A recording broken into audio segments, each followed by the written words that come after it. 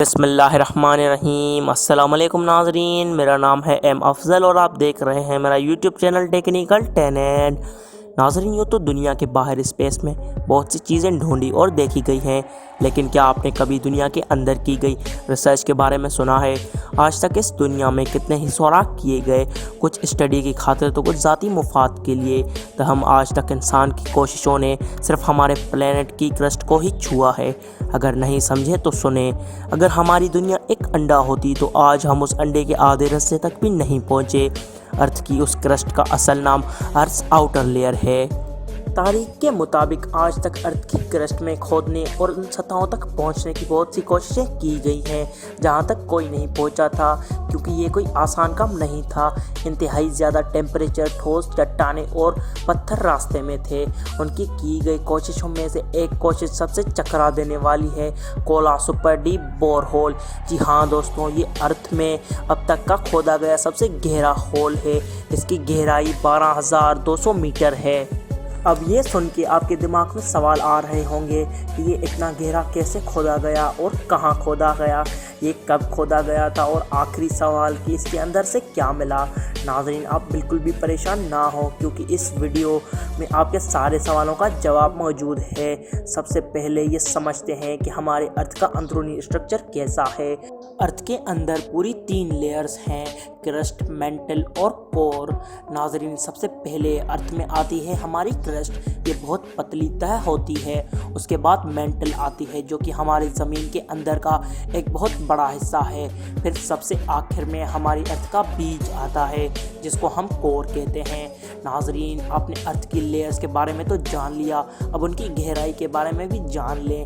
Crust की गहराई समुद्रों के अंदर सिर्फ 5 किलोमीटर तक होती है और ज़मीन के ऊपर उसकी गहराई 30 से 70 किलोमीटर तक है। ज़मीन के अंदर 30 किलोमीटर गहराई के बाद मेंटल की जर्नी शुरू होती है, जिसकी गहराई तकरीबन 3000 किलोमीटर है। फिर हमारी अर्थ की कोर के 2 हिस्से हैं, द इनर कोर और द आउटर कोर। इनकी गहराई 5000 किलोमीटर तक हो सकती है। नाज़रीन, अब आपके सवालों के जवाब देता हूँ। कोला सुपर डीप बोरहोल आज तक का खोदा गया सबसे गहरा होल है। ये रशिया और नॉर्वे के बॉर्डर के करीब मौजूद है। वहाँ के आम आदमी ये दावा करते हैं कि आप इसमें से दोज़ख से सताए हुए रूहों की चीखें भी सुन सकते हैं। नाज़रीन, इस प्रोजेक्ट को पूरा करने में सोवियट्स को 20 साल के करीब वक्त लगा था। सोवियत यूनियन के बाद अफरा तफरी में उस वक़्त इसका खात्मा हुआ, जब ड्रिल के ऊपर बहुत खर्चा हो रहा था और कुछ टेक्निकल मसाइल भी सामने आ रहे थे। ये होल रशिया में मारमंस्क के करीब कोला पेनिनसुला में खोदा गया था। इसे पहले 1970 में साइंटिफिक रिसर्च के लिए खोदा गया था। नाज़रीन, कोला होल 5 सालों में सिर्फ 7 किलोमीटर ही खोदा गया। 1989 तक इसका काम चलता रहा। फिर जब ड्रिल 12,200 मीटर यानी 40,230 फीट की गहराई में एक पत्थर के अंदर फंस गई और वहाँ ये टेम्परेचर की वजह से ड्रिल पिघल भी रही थी, इसलिए इस प्रोजेक्ट को रोकना पड़ा। ये इंसान की तारीख का सबसे गहरा सुराग था जो कि हासिल किया गया। इस प्रोजेक्ट पर $100 मिलियन से भी ज़्यादा खर्च हुए थे, यानी $2500 हर एक फुट पर। अब भी कुछ माहिरीन चाहते हैं कि उनके पास बड़ी गहराई खोदने के वसाइल और टेक्नोलॉजी मौजूद हो, लेकिन ऐसा करना वक्त, पैसे, टेक्नोलॉजी का ज़ाया होगा और इसको बड़े लक की भी ज़रूरत होगी। लेकिन इस तरह से बहुत सी मालूमात हासिल की जा सकती है, ये नोट करते हुए कि वहाँ का टेम्परेचर 180 सेल्सियस के करीब था।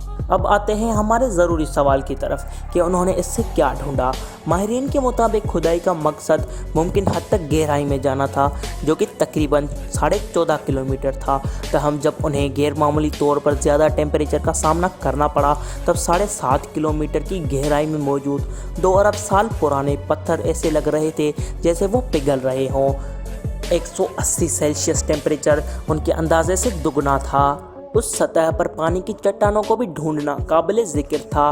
पानी के साथ साथ उन्होंने एक बहुत ही बड़ी तादाद में हाइड्रोजन भी ढूंढी थी, जो कि हैरान कर देने वाली बात थी। उस सुराग से निकलने वाले कीचड़ को बॉयलिंग की खसूसियत दी गई हाइड्रोजन की वजह से।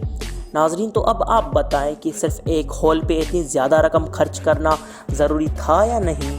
नाज़रीन, तो ये थी आज की वीडियो। अगर आपको वीडियो पसंद आई हो तो हमारे चैनल को करें सब्सक्राइब। अल्लाह हाफ़िज़।